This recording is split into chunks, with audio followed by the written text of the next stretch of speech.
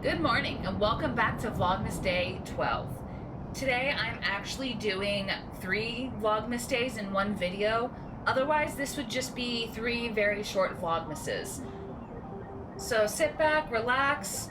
We are doing Vlogmas Day 12, 13, and 14 all in one. So what happened is on this day I was trying to edit and record previous Vlogmases and my microphone stopped working. And we had tried to contact the customer service for the microphone that we bought and they just weren't answering. They don't have a good customer service. It took them like a good 4 or 5 days to respond back, and this was beginning of the week. This was not the greatest time for it to just stop working. So I was a little frustrated. I did record some stuff during these 3 days, so I kind of took a little pause from recording as much as I was doing in the first few days of Vlogmas. I concentrated on trying to refresh the house, like clean the upholstery, vacuum, do kind of a deep cleanse for the new year. In a previous video, I had mentioned how we feed our greyhounds and that we give them a little bit of yogurt and pumpkin puree mixed together. It saves us a little bit of time when we feed them this because it's already mixed together and we don't have to take out 2 containers every day, twice a day. We give them both each a tablespoon, and this helps with their gut health, their probiotics, and I believe it has a little bit of fiber in it from the pumpkin.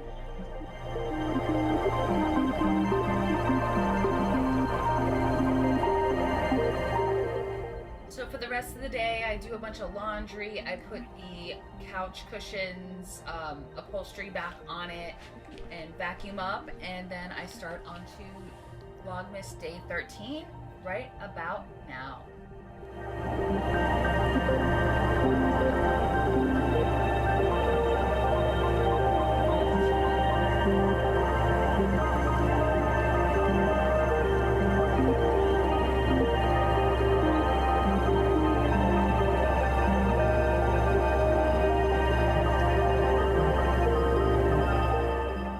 This morning I wanted to make some deviled eggs for breakfast. I know it's a little bit weird, but I'm weird like that sometimes. So I boil the eggs until they are hard boiled, take the yolks out, and add a little bit of mayo in. Now we ran out of regular mayo, and the only mayo we had was vegan mayo, which seems kind of weird to be putting into a non-vegan dish, but nonetheless I needed a little bit of the creaminess, even if it is a fake mayonnaise. And then I put in a stone ground horseradish mustard because I thought I didn't have any French's yellow mustard. So you'll see I add a little bit in here, and I'm talking to Alec in the background, and I was like, oh, we don't have any yellow mustard, we should put that on the list. And he's like, oh, I think we do. It's right here. And he goes into the fridge, grabs the mustard, and he gives it to me. And I'm like, oh, great, awesome, just what I needed. Even though I put a lot of the horseradish mustard in it already, I still end up putting in yellow mustard. There's just something with yellow mustard and deviled eggs for me that I like. So, of course, I don't shake it and get that little bit of vinegar water in there too, so there's more added salt. I do put in a little bit of the yellow mustard just to give it that little zing that the horseradish mustard couldn't. I go ahead and I put the rest of the ingredients away, and I start to mix the egg yolk in with everything else, and I realize that the egg yolks just aren't breaking up good enough for me. So you'll see in a second here, I take out my fine mesh strainer and I start pushing the egg yolks through it. I sped this clip up because I didn't want you to be as frustrated as I kind of was when I was doing this, because I had used the stone ground horseradish mustard There were little flecks of mustard seed that weren't going through the strainer, as well as a little bit of the horseradish. So it takes a lot longer than normal because the little shells are blocking up the holes in the strainer. So I'm like trying to rub this through the strainer and it's just taking super long. It took close to 3 minutes to get everything through. So here's what didn't go through. It's a lot of the seeds. You can see some of the horseradish is there as well. And that's everything that did go through. So I needed to get a spatula. I had to walk over to the other side of the kitchen without putting it down, because if I put the strainer down, it would push everything back up through the strainer, since this bowl is exactly the same size as the strainer. So here I go, just taking the egg yolks off the strainer and into the bowl so I can mix everything else together. I do put in some cayenne pepper, some paprika, some salt, and I just wanted a simple deviled egg. And this ended up being not so simple because of the mustard. I originally was gonna put in tricolor peppers, but I was like, let's just stick with cayenne, get some heat from that. See, that I'm like, yep, nope, not that. So there is the paprika, and I always measure my cayenne not in the bowl, because I've made the mistake of making hummus a little bit too spicy by measuring it in the bowl, and it was just a little bit too much. So you live, you learn, and you don't measure cayenne directly into a recipe. So this is definitely an example of what could have been and should have been an easy recipe of deviled eggs, and it cascading into not that. Between the mustard being too thick for the strainer, and also me needing a strainer to break up the egg yolks because they were just too chunky.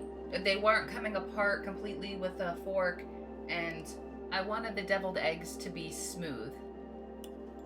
I spent a few more minutes on it than one probably should have, but I wanted my craving of deviled eggs to be fulfilled, so I don't have to remake the recipe again tomorrow and the next day and the next day. However, if I did have the craving, I would. For dinner tonight, I'm making this salad kit from Wegmans. They were on a BOGO. They are usually $3.99, so Alec picked up 4 of them for the price of 2, which is spectacular, because now we have a bunch of salads that all we have to do is just toss it all together and serve it up. This is one of my favorite ones. I do like this one and the Asian crunch one that they make.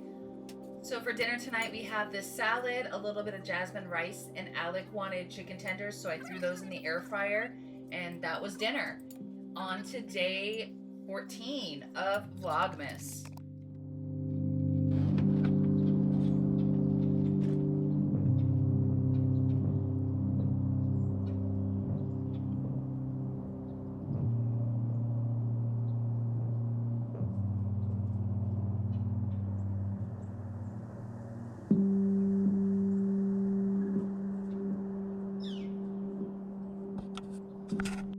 So a friend of ours told us that they had a jacket for Stella, and on the way back, we ran into them, and she gave us the jacket. So here she is in her brand new jacket. Stella, are you happy? Stella, you like your jacket? Yeah? You do a little hoppy hop? I wish I'd filmed her reaction when she was getting it put on, because she was just hopping everywhere. For dinner tonight, I'm going to make a stir fry and fried rice all in one. We have a bunch of vegetables that we have to clean out of our fridge because they're going to go bad, and I have the leftover jasmine rice that I made last night for dinner. So I'm going to start by cutting up a whole head of garlic. We have 2 or 3 more heads of garlic in the fridge, and I want to get through them because we've had them in there for, I believe, a month or two, and I don't want them to go bad. I would rather use a lot of garlic in this recipe than have it be wasted and have to throw it out later. So I'm going to take the skin off of it and dice it up, and that will be one of the ingredients for the base of the fried rice. I generally go with an acronym GGSS, so garlic, ginger, scallion, and sesame oil. Or you can use the acronym GGGS, garlic, ginger, green onion, and sesame oil. Depends on how you want to call your green onion, scallion. In this case, I don't have either, so I'm going to be substituting that with a red onion that needs to be used before it goes bad.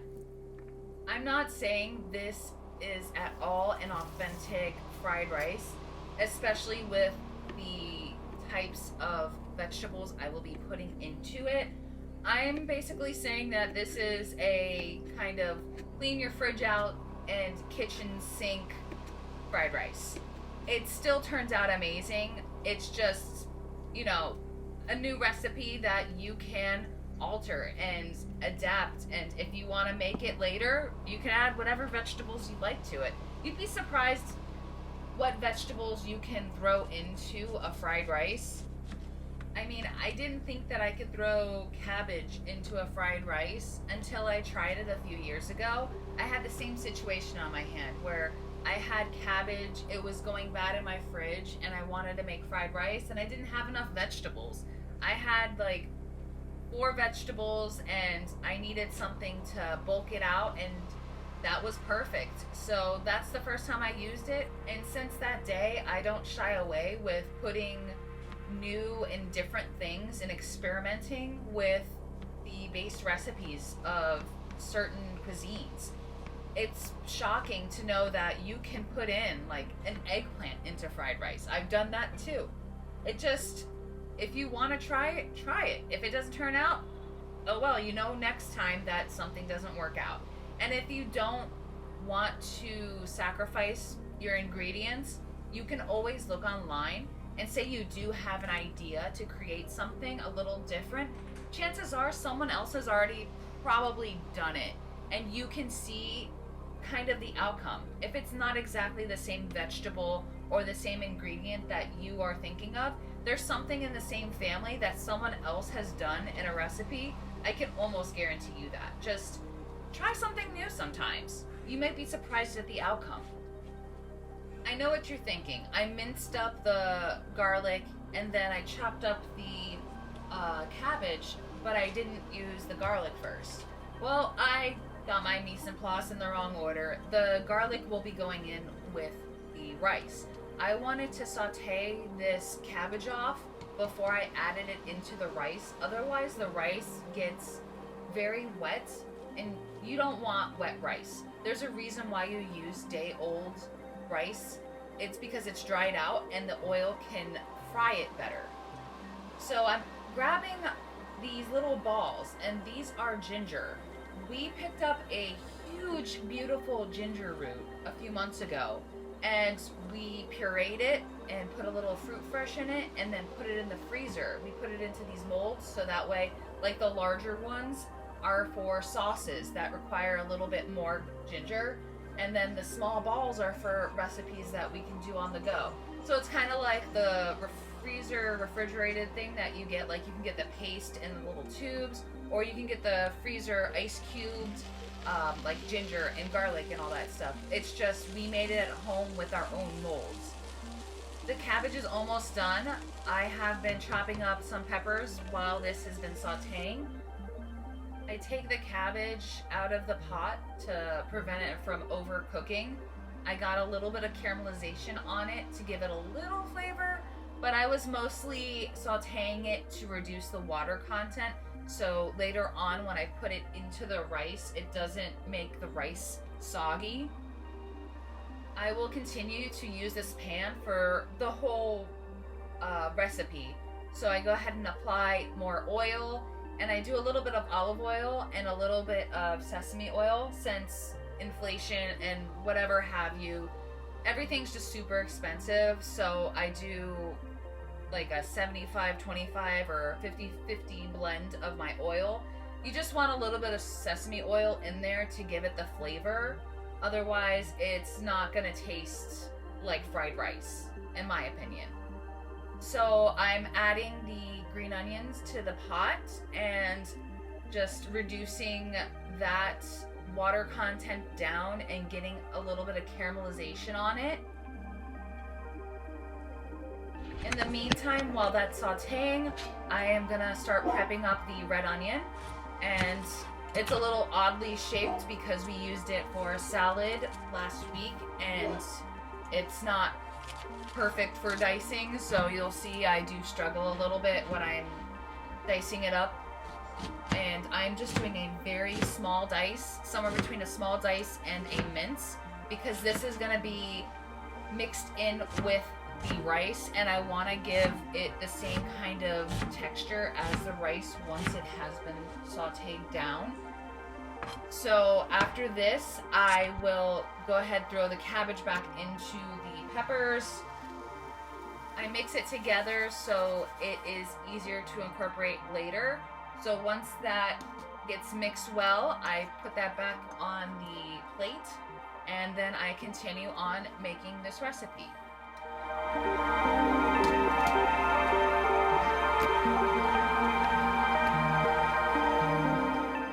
Here's where the fried rice base starts. We sauteed up a bunch of vegetables in this pot and it created a fond at the bottom. So when we add in our rice and ginger, garlic, and onions, it will start deglazing onto those vegetables and the rice. This is the sesame oil that I'm using. I also give a nice spray of the avocado oil that I'm using. I add in the red onions, the ginger, and the garlic, and I saute this on medium. You don't want to saute it on high heat, otherwise you have the chance of burning your garlic, and then you'll have just a bunch of fried rice that tastes like burnt garlic, and you don't want that. This also can be a one-pot meal. I just happen to have a pan on the stove, so I use that as well, but you can totally do it in one pot. You just gotta order everything correctly, and as you cook it, put it off to the side, and at the end, incorporate everything together. While that's sauteing, I have a pack of cubed ham that I'm going to be just adding a little bit of color to it.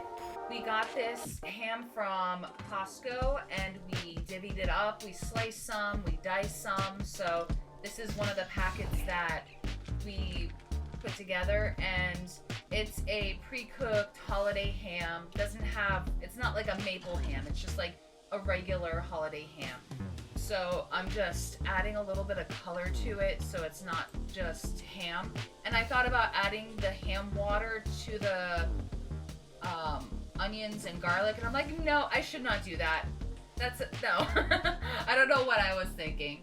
So I toss out the juice that came from that pack. I thought, more flavor would be better, but I don't think that's the right way, so I just decided against it. In the meantime, at the beginning of the ham, this is Stella. She's just sitting there watching. This is what both of them like to do when I cook. They won't sit in the middle of the kitchen floor. They'll sit on the rug right outside. But once the ham starts getting some color on it, they both start to get nosy and they'll come into the kitchen. Back up. Don't hurt yourself now.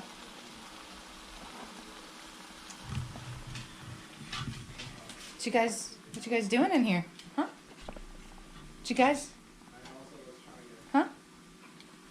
You think that's for you?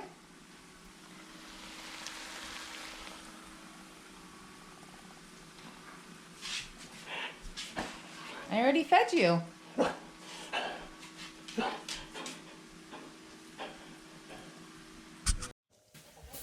So the dogs have already been fed. They just can't resist the smell of ham. At this point, the onions, garlic, and ginger have been sauteing and have a nice golden color on it. And I'm just breaking up the day-old rice and putting it in the pot.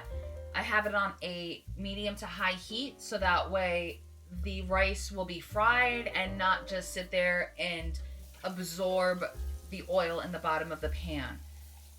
I give my hands a little wash before I continue cooking, and you'll see that I mix the rice in with the garlic, ginger, and scallions. Well, not scallions, onion. And just toss it around, have that heat at high so it does cook it. After I toss it a little bit, I will be moving the ham out of the pan into another bowl so I can add even more vegetables later on. So in the freezer, I have a bag of frozen carrots, peas, corn, and I believe green beans. I know green beans normally aren't in stir fries, or they're normally not in fried rice, but they're sometimes in stir fries, and they're snow peas, not green beans. So, you know, I just love vegetables, and it's not gonna hurt it. It's gonna taste delicious. So I put the frozen vegetables into their own pan and not into the pan with the rice. As I said, this is very crucial. You don't want to add any moisture into the rice while you're frying it because it's just going to absorb it and make it a mushy mess.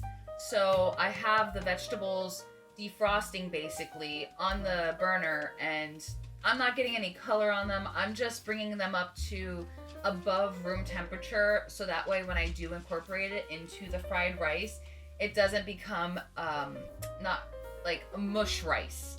It will still be considered fried rice. So after the rice has been fried to my liking, I go ahead and add the cabbage, peppers, and those frozen vegetables to the rice.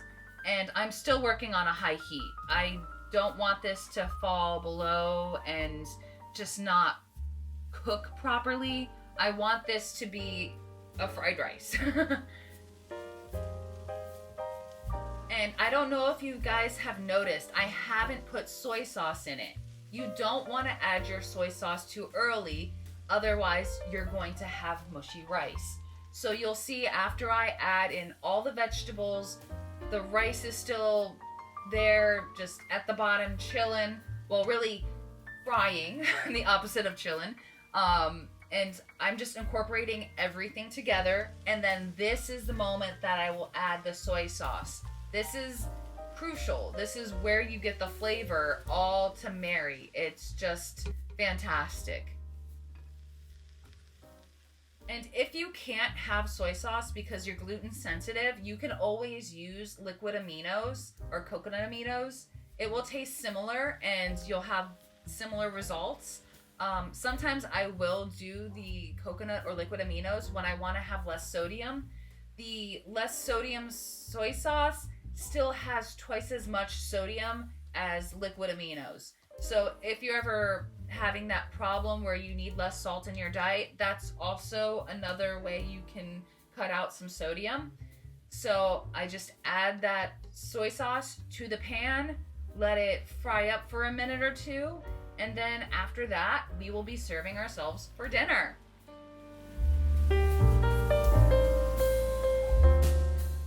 I let Alex serve himself first, and when I serve myself, we have just enough ham for one more serving after this. He ends up taking this to work with him the next day. I've added enough soy sauce to this fried rice where we don't have to add any more soy sauce to the top. Normally when I get fried rice takeout, I always have to add packets of soy sauce to it. So there it is. Looks delicious, and it was. I hope you enjoyed hanging out with me today. If you could, like, comment, and subscribe, and we'll see you tomorrow.